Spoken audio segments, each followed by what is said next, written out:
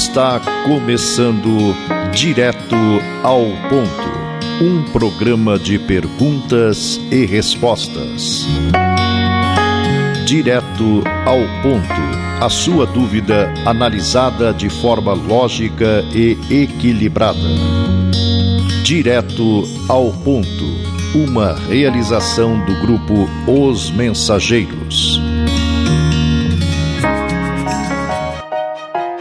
Alô amigos, aqui estamos para apresentar as respostas que você procura perante as dúvidas e conflitos apresentados pela vida na visão filosófica, científica e religiosa do Espiritismo. Indo direto ao ponto, vamos à primeira pergunta do programa de hoje. Recebi outro dia um panfleto onde um médium espírita diz ser capaz de resolver qualquer problema afetivo, dizendo garantir os resultados com certidão passada em cartório. Isso procede? Bom, a primeira coisa que podemos dizer é que com certeza não se trata de um médium espírita. O espiritismo não se propõe a resolver problemas eminentemente humanos. A segunda observação a ser feita é que mediunidade e sua prática não são exclusividade do espiritismo. A mediunidade é uma percepção inerente ao ser humano, representando o sentido além dos já conhecidos: visão, audição, tato, paladar e olfato. É o sexto sentido que começou a ser reconhecido a partir da conceituação do espiritismo. Certas pessoas erram julgando que os espíritos estão às ordens dos médiuns. Repugna a sua razão, contudo, crer que um indivíduo qualquer possa, à vontade, fazer comparecer o espírito de tal ou tal personagem, mais ou menos ilustre. Nisto eles estão perfeitamente com a verdade. Se antes de apedrejarem o espiritismo, se tivessem dado ao trabalho de estudá-lo, veriam que ele diz positivamente que os espíritos não estão sujeitos aos caprichos de ninguém. Que ninguém, à vontade, pode constrangê-los a responder ao seu chamado. Neste caso, todos os efeitos que certos médiuns obtêm, à vontade e em público, não são charlatanice. Não, em absoluto. Tais fenômenos não são impossíveis, porque há espíritos de baixa categoria que se podem prestar à sua produção. Que se divertem, talvez por já terem sido prestidigitadores na vida terrena. Também há médiuns especialmente próprios para esse gênero de manifestações. Porém, o bom senso repele a ideia de virem os espíritos, por menos elevados que sejam, representar palhaçadas e fazer escamoteações para o divertimento dos curiosos. A obtenção desses fenômenos à vontade e, sobretudo em público, é sempre suspeita. Neste caso, a mediunidade e a prestidigitação se tocam tão de perto que é difícil muitas vezes distingui-la. Antes de vermos nisso a ação dos espíritos, devemos observar minuciosamente. Ter em conta quer o caráter e os antecedentes do médium. Quer um grande número de circunstâncias que só o estudo da teoria dos fenômenos espírita nos pode fazer avaliar. Deve-se notar que esse gênero de mediunidade, quando mediunidade, nisso exista, limita-se a produzir sempre o mesmo fenômeno. Salvo pequenas variantes, o que não é muito próprio para dissipar dúvidas. O desinteresse absoluto é a melhor garantia de sinceridade. Qualquer que seja o grau de veracidade desses fenômenos, como efeitos mediúnicos, eles produzirão bom resultado por darem voga à ideia espírita. A controvérsia que se estabelece a respeito provoca em muitas pessoas um estudo mais aprofundado. Não é certamente aí que se deve ir beber instruções sérias sobre o espiritismo. Nem sobre a filosofia da doutrina. Porém, é um meio de chamar a atenção dos indiferentes e obrigar os recalcitrantes a falarem dele. Estranham algumas pessoas quando se fala de espíritos, bons ou maus, sérios ou frívolos. Não compreendem essa diferença. Pensam que, deixando o envoltório corporal, os espíritos se despojam das imperfeições inerentes à matéria. que a luz se deve fazer para eles sobre todas as verdades que nos são ocultas e que eles ficam libertos dos prejuízos terrenos. Sem dúvida, eles ficam livres das imperfeições físicas, isto é, das dores e enfermidades corporais. Porém, as imperfeições morais são do espírito e não do corpo. Entre eles, há alguns que são mais ou menos adiantados, moral e intelectualmente. Seria erro acreditar que os espíritos, deixando o corpo material, recebam logo a luz da verdade. É possível admitir que quando morremos não haja distinção alguma entre o nosso espírito e o de um selvagem? Assim sendo, de que nos serviria ter trabalhado para nossa instrução e melhoramento quando um vagabundo, depois da morte, será tanto quanto nós? O progresso dos espíritos faz-se gradualmente e algumas vezes com muita lentidão. Entre eles, há que, por seu grau de aperfeiçoamento, veem as coisas sob um ponto de vista mais justo do que quando estavam encarnados. Outros, pelo contrário, conservam ainda as mesmas paixões, os mesmos preconceitos e erros até que o tempo e novas provas os venham esclarecer. O que se diz é fruto da experiência colhida no que eles dizem em suas comunicações. É, pois, um princípio elementar do Espiritismo que existem espíritos de todos os graus de inteligência e moralidade. Pode-se perguntar: por que não são perfeitos todos os espíritos? Tê-los a Deus criado em tão diversas categorias? É o mesmo que perguntar por que todos os alunos de um colégio não estão cursando a aula de filosofia. Todos os espíritos têm a mesma origem e o mesmo destino. As diferenças que os separam não constituem espécies distintas. Exprimem diversos graus de adiantamento. Os espíritos não são perfeitos porque não são mais do que as almas dos homens que não atingiram também a perfeição. Pela mesma razão, os homens não são perfeitos por serem encarnação de espíritos mais ou menos adiantados. O mundo corporal e o mundo espiritual estão em contínuo revezamento. Pela morte do corpo, o mundo corporal fornece seu contingente ao espiritual. Pelos renascimentos, este alimenta a humanidade. Em cada nova existência, o espírito dá maior ou menor passo no caminho do progresso. Quando adquiriu na Terra a soma de conhecimentos e a elevação moral que o nosso globo comporta, ele o deixa para ir viver em um mundo mais elevado, onde vai aprender novas coisas. Os espíritos que formam a população invisível da Terra são, de alguma sorte, o reflexo do mundo corporal.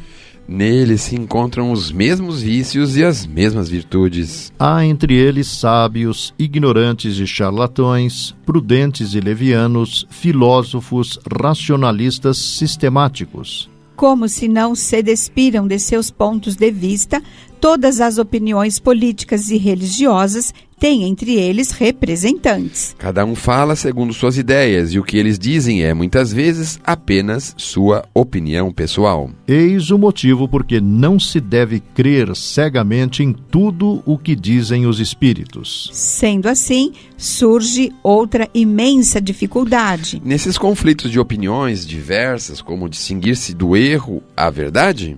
Muitos não enxergam a utilidade dos espíritos, nem o que ganhamos em conversar com eles. Que apenas servissem para dar-nos a prova da sua existência e de serem as almas dos homens, já seriam de grande importância para quantos ainda duvidam que tenham uma alma e ignoram o que será deles depois da morte. Como todas as ciências filosóficas, esta exige longos estudos e minuciosas observações. É sendo assim que se aprende a distinguir a verdade da impostura.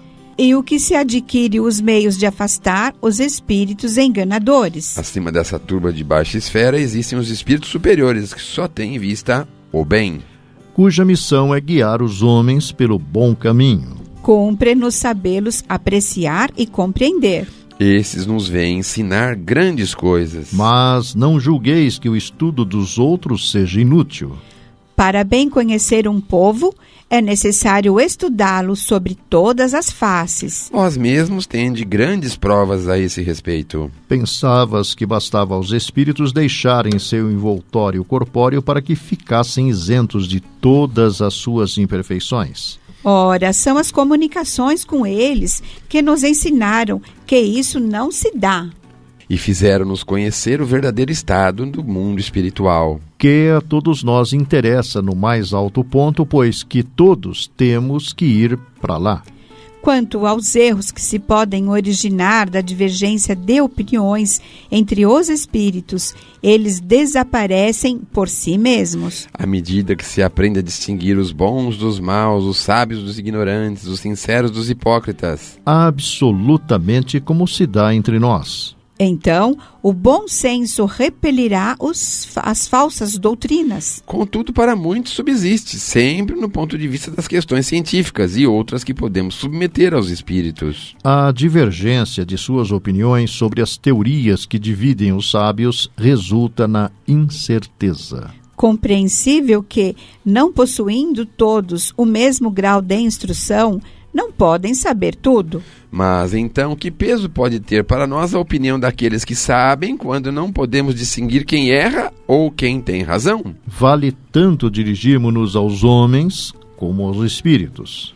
Essa reflexão é ainda uma consequência da ignorância do verdadeiro caráter do espiritismo. Aquele que supõe achar meio fácil de saber tudo, de tudo descobrir, incorre em grande erro. Os espíritos não estão encarregados de trazer-nos a ciência já feita. Seria realmente muito cômodo se nos bastasse pedir para sermos logo servidos, ficando assim dispensados do trabalho de estudar. Deus quer que trabalhemos, que o nosso pensamento se exercite. Só por esse preço adquiriremos a ciência. Os espíritos não vêm libertar-nos dessa necessidade. Eles são o que são. O Espiritismo tem por objetivo estudá-los, a fim de que, por analogia, fiquemos sabendo o que seremos um dia. Não para nos fazer conhecer o que nos deve ser oculto, ou revelar-nos as coisas antes do tempo próprio. Tampouco os espíritos são leitores de boa sorte. Aquele que se vangloria de obter certos segredos prepara para si estranhas decepções da parte dos espíritos enganadores e mistificadores. Em uma palavra, o espiritismo é uma ciência de observação. Não uma arte de adivinhar e especular. O estudamos com o fim de conhecer o estado das individualidades no mundo invisível. As relações que nos prendem a elas. Sua ação oculta sobre o mundo visível. Não é para se tirar dele qualquer vantagem material. Deste ponto de vista, não há espírito algum cujo estudo não nos traga alguma utilidade, alguma coisa aprendemos sempre com todos eles. As suas imperfeições, os defeitos, a incapacidade, a ignorância mesmo, são outros tantos objetos de observação que nos iniciam na natureza íntima desse mundo. E quando eles não nos instruam, nós, estudando-os, nos instruímos, como fazemos quando observamos os costumes de um povo desconhecido para nós. Quanto aos espíritos esclarecidos, esses nos ensinam muito, porém sempre nos limites do possível. Nunca lhes perguntemos o que eles não podem ou não devem revelar. Contentemo-nos com o que nos dizem. Quer ir além é sujeitarmos-nos às manifestações dos espíritos fúteis, sempre dispostos a falar qualquer coisa sobre tudo. A experiência nos ensina a julgar do grau de confiança que lhes devemos conceder.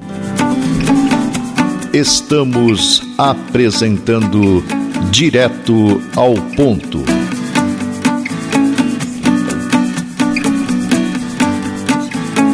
Por que a Igreja Católica e algumas evangélicas proíbem as comunicações com os espíritos dos mortos? Elas são contrárias à religião, condenadas pelo Evangelho e por Moisés? Este último, estabelecendo a pena de morte contra essas práticas, não comprova quanto elas são repreensíveis aos olhos de Deus. Essa proibição não se encontra em parte alguma do Evangelho. Ela se acha somente na lei mosaica. Trata-se de saber se a Igreja coloca a lei mosaica acima da evangélica, sendo, por certo, se ela for mais judia que cristã. De todas as religiões, por sinal, é a judaica a que faz menos oposição ao espiritismo, contra cujas evocações ela não invocou a lei de Moisés, em que se apoiam as seitas cristãs. Se as prescrições bíblicas são o código de fé cristã, por que proíbem a leitura da Bíblia? Que diriam se proibisse a um cidadão o estudo do código das leis do seu país? A proibição feita por Moisés tinha a sua razão de ser, porque o legislador hebreu queria que seu povo rompesse com todos os hábitos trazidos do Egito, entre os quais o de que tratamos era objeto de abusos. Não se evocava então os mortos pelo respeito e afeição tributados a eles, nem com um sentimento de piedade, mas sim como meio de adivinhar, como objeto de tráfico vergonhoso, explorado pelo charlatanismo e pela superstição. Nestas condições, Moisés teve absoluta razão em proibi-lo. Se ele pronunciou contra esse abuso uma penalidade severa, é que eram precisos meios rigorosos para conter esse povo indisciplinado.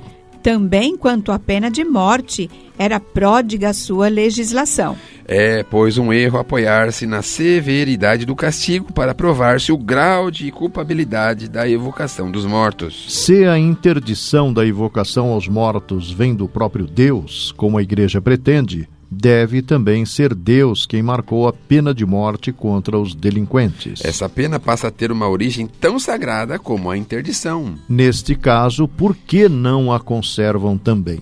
Todas as leis de Moisés são promulgadas em nome e por ordem de Deus. Se creem que Deus seja autor delas, por que não as observam ainda? Se a lei de Moisés é, para a Igreja, um artigo de fé sobre um ponto, por que deixa de sê-lo sobre os outros todos? Por que recorreram a ela naquilo de que precisam e repelem-na no que não julgam conveniente? Qual o motivo de não seguirem todas as prescrições, entre outras a da circuncisão a que Jesus se sujeitou e que não aboliu? Havia na lei mosaica duas partes. Primeiro, a lei de Deus resumida nas tábuas do Monte Sinai, os 10 mandamentos. Lei que foi conservada porque é divina. O Cristo não fez mais que desenvolvê-la. Segundo, a lei civil ou disciplinar apropriada aos costumes do tempo e que o Cristo aboliu. Hoje as circunstâncias são outras e a proibição de Moisés já não tem razão de ser. Não estamos vendo diariamente manifestações de todos os gêneros entre pessoas que nunca se ocuparam com o espiritismo? E antes dele ser divulgado, não se davam tantas delas? Outra contradição. Se Moisés proibiu evocar os espíritos dos mortos, é uma prova de que eles podem vir. Do contrário, essa interdição seria inútil. Se em seu tempo podiam eles entrar em relação com os homens, ainda hoje o podem. E se são espíritos de mortos, não são exclusivamente demônios. Antes de tudo, devemos ser lógicos. Galileu foi acusado de heresia e de ser inspirado pelo demônio, porque vinha revelar uma lei da natureza, provando o erro de uma crença julgada inatacável. E então foi condenado e excomungado. Se os espíritos tivessem sobre todos os pontos, se eles não proclamassem a liberdade de consciência e não condenassem certos abusos, teriam sido todos bem-vindos e não os qualificariam de demônios.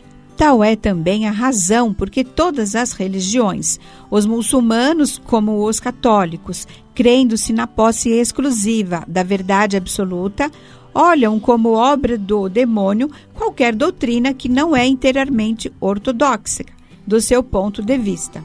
Ora, os espíritos vêm não derrubar a religião, mas, como Galileu, revelar-nos novas leis da natureza. Se alguns pontos de fé sofrem com isso, é porque, como na velha crença de girar o Sol ao redor da Terra, estão em contradição com essas leis.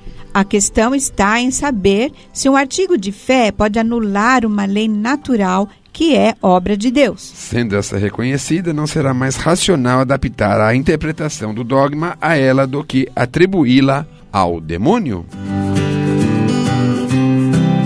Você está ouvindo Direto ao Ponto. Como pode o homem aproveitar da experiência adquirida em suas existências anteriores quando não se lembra delas?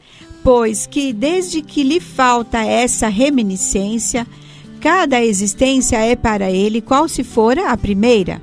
Deste modo, está sempre a recomeçar? Todas as objeções que se possam apresentar são naturais em quem ainda nada conhece. Mas, mediante estudo sério, pode-se encontrar respostas muito mais explícitas que se possa dar em sumária explicação como esta. Por certo, deve sempre ir provocando novas questões. Tudo se encadeia no Espiritismo. Quando se toma o conjunto, vê-se que seus princípios emanam uns dos outros, servindo-se mutuamente de apoio. Então, o que parecia uma anomalia contrária à justiça e à sabedoria de Deus se torna natural. E vem confirmar essa justificativa e essa sabedoria. Tal é o problema do esquecimento do passado, que se prende a outras questões de não menor importância.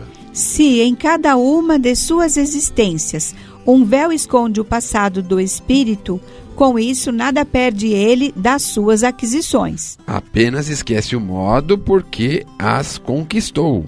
Servindo-me ainda da comparação do aluno, pouco importa saber onde, como, com que professores estudou e as matérias de uma classe, uma vez que a saiba quando passa para a classe seguinte. Se os castigos o tornaram laborioso e dócil, que lhe importa saber quando foi castigado por ser preguiçoso e insubordinado? É assim que, reencarnando, o homem traz por intuição e como ideias inatas o que adquiriu em ciência e moralidade. Digo em moralidade porque se no curso de uma existência ele se melhorou, se soube tirar proveito das lições da experiência, se tornará melhor quando voltar.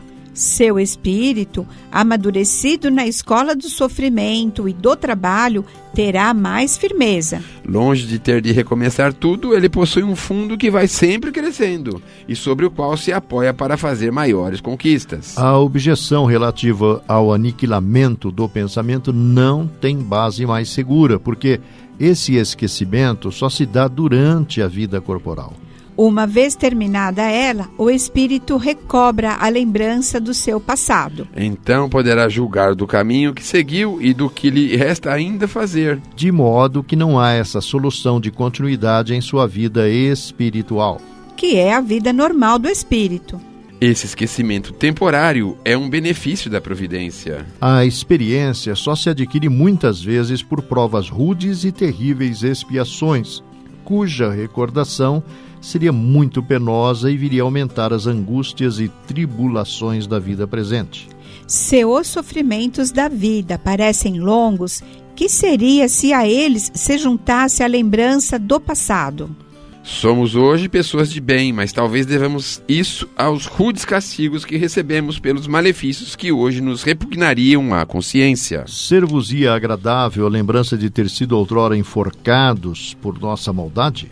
Não nos perseguiria a vergonha de saber que o mundo não ignorava o mal que tínhamos feito? Que nos importa o que fizemos e o que sofremos para expiar, quando hoje somos pessoas estimáveis? Aos olhos do mundo, somos pessoas novas. Aos olhos de Deus, um espírito reabilitado. Livre da reminiscência de um passado importuno, vivemos com mais liberdade. É para nós um novo ponto de partida. Nossas dívidas anteriores estão pagas, cumprindo-nos ter cuidado de não contrair outras. Quantos homens desejariam assim poder, durante a vida, lançar um véu sobre os seus primeiros anos? Quantos, ao chegar ao termo da sua carreira, não têm dito: se eu tivesse de recomeçar, não faria mais o que fiz. Pois bem, o que eles não podem fazer nesta mesma vida, falarão em outra. Em uma nova experiência, seu espírito trará em estado de intuição as boas resoluções que tiver tomado. É assim que se efetua gradualmente o progresso da humanidade.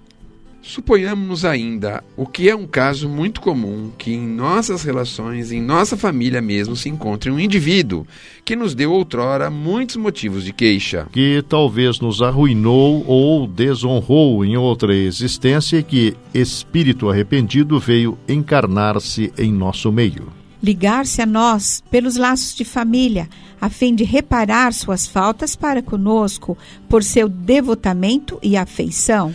Não nos acharíamos mutuamente na mais embaraçosa posição se ambos nos lembrássemos de nossas passadas inimizades? Em vez de se extinguirem, os ódios se eternizariam. Disso resulta que a reminiscência do passado perturbaria as relações sociais e seria um tropeço ao progresso. Queres uma prova? Supondo que um indivíduo condenado à prisão tome a firme resolução de tornar-se um homem de bem. O que acontece quando ele termina o cumprimento da pena? A sociedade o repele, e essa repulsa o lança de novo nos braços do vício. Se, porém, todos desconhecessem os seus antecedentes, ele seria bem acolhido. Se ele mesmo os esquecesse, poderia ser honesto e andar de cabeça erguida, em vez de ser obrigado a curvá-la sob o peso da vergonha de que não pode esquecer. Isso está em perfeita concordância com a divina doutrina dos espíritos a respeito dos mundos superiores ao nosso planeta. Nele, só reinando bem, as lembranças do passado nada têm de penosa. Eis porque seus habitantes se recordam da sua existência precedente. Como nós nos recordamos hoje do que ontem fizemos. Quanto à lembrança do que fizeram em mundos inferiores, ela produz neles a impressão de um mau sonho. Direto ao ponto em 1 minuto. Presença de Deus. Tribulações, talvez, não te faltem a vida. Sonha felicidade e a aprovação te abraça. Afastaram-se amigos que julgavas reter. Recursos que guardavas esgotaram-se todos. Entretanto, não temas e persiste no bem. Aceita a prova e segue. Deus não te faltará. Muito bem, meus amigos, meus irmãos. A ideia é da perseverança. Muitas vezes somos contragolpeados com as adversidades da vida, mas precisamos levantar o bom ânimo e a cabeça e seguirmos em frente. Não importa se hoje estamos vivendo momentos difíceis, o importante é que nós precisamos prosseguir, porque logo, o mais breve que pudermos ou que nos for possível, nós estaremos em condições melhores. Aliás, a vida na Terra temos nesse biorritmo, onde subimos, descemos em nossas vibrações, em nossos pensamentos. Devemos buscar esse entendimento, uma vez que também nós, em outrora, subimos e descemos nas nossas ações infelizes.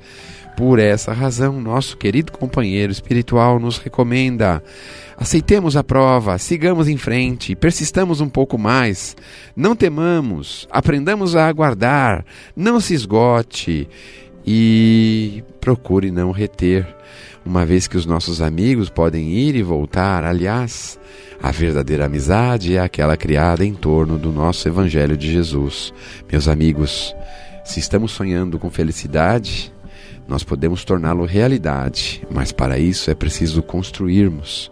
E ninguém constrói uma realidade de papel ou de areia. Precisamos construir uma realidade calcados em elementos sólidos para podermos fruí-lo por um grande e largo tempo. Palavras finais.